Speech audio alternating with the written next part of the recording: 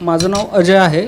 मी स्पर्धा परीक्षांचा अभ्याससुद्धा करतो. त्याचबरोबर म्हणजे युवकांचे वेगवेगळे पर्स्पेक्टिव्ज असतात, त्यांचं एक कलेक्टिव्हली म्हणजे वैचारिक भूमिका मांडण्याचा सुद्धा प्रयत्न करत असतो वेळोवेळी. तर सर, माझं असं मत आहे की जे आता वॉर सुरू आहे, तर त्या वॉरमध्ये जसं दुबईमध्ये मिसाईल्स दागल्या गेल्या आणि त्या वरच्यावरती हवेमध्ये त्या थोपवल्या देखील गेल्या, परंतु त्याच कालखंडामध्ये जेव्हा त्या थोपवल्या जात होत्या तेव्हा भारतातील जे पर्यटक तिथे दुबईमध्ये होते ते बाहेर जाऊन शूट वगैरे काढत होते. तर ते कुठंतरी सिविक सेन्स वगैरे ह्या गोष्टी जरी नगण्य बाजूला जरी ठेवल्यात तरी आपल्या कुठंतरी आपण एक सरकार म्हणून किंवा आपण एक डिफेन्स म्हणून कुठंतरी ह्या गोष्टीकडं अशा पर्स्पेक्टिव्हने बघू शकतो का की तरुणांना किंवा जे काही युवक असतील किंवा काय त्यांना योग्य तऱ्हेचे मार्गदर्शन की अशा कंडिशन्समध्ये आपली भूमिका काय असायला हवी, आपण स्वतःचं प्रोटेक्शन कसं करता यावं यासाठी मार्गदर्शन म्हणजे त्यासाठी म्हणजे कोणती भूमिका घ्यावी का, असं माझा प्रश्न होता सर.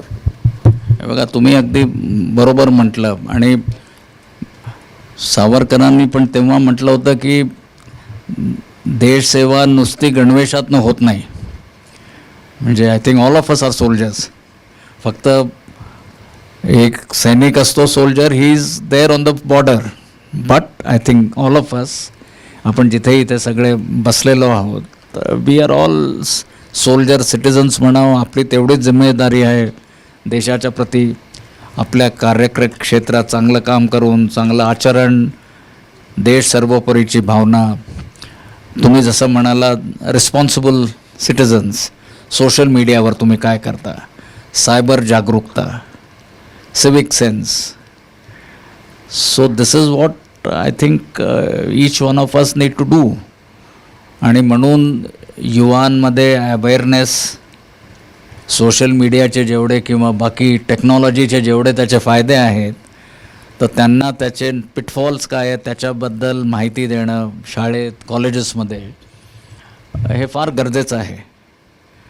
आणि मी आर्मीच्या संदर्भात मला आठवतं, जेव्हा आम्ही ट्रेनिंग करायचो तेव्हा आम्हाला सांगायला जायचं की द पर्सनल वेपन, प्रत्येक जवानाच्या नावाने एक वेपन असतं, रायफल किंवा दुसरं कार्बाईन किंवा काहीतरी. So that is your companion for life.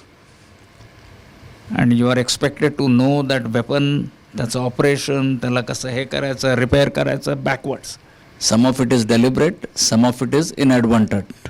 आता काय म्हणतो मराठीत की न कळत म्हणावं, तर न कळत तर यू कॅन हँडल इट. जिथे जिथे डेलिब्रेट आहे तिथे तिथे मला वाटतं एस्टॅब्लिशमेंट मी शोधून कोण असे लोक आहेत. आणि जसं तुम्हाला माहिती आहे सोशल मीडियावर मिसइन्फॉर्मेशन, डिसइन्फॉर्मेशन, त्याच्या ते फेक न्यूज, कसं त्याला तुम्ही हे कराल, तर ते म्हणजे रेग्युलेट करणं तोही त्याचा भाग आहे.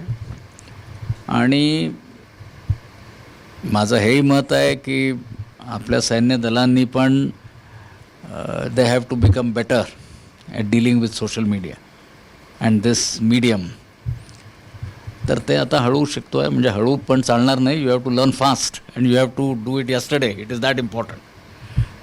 तर fake news, battle of narratives, कारण की आजकाल तुम्हाला खरंच माहीत नाही की हे खरं आहे की खोटं आहे जी न्यूज, नाही का. पण ते तर दोन्हीकडनं म्हणजे as citizens we have to be responsible. The government has to take some measures.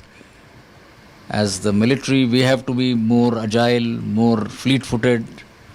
तर ते सगळं एक, आणि ते होतंही आहे मला वाटतं.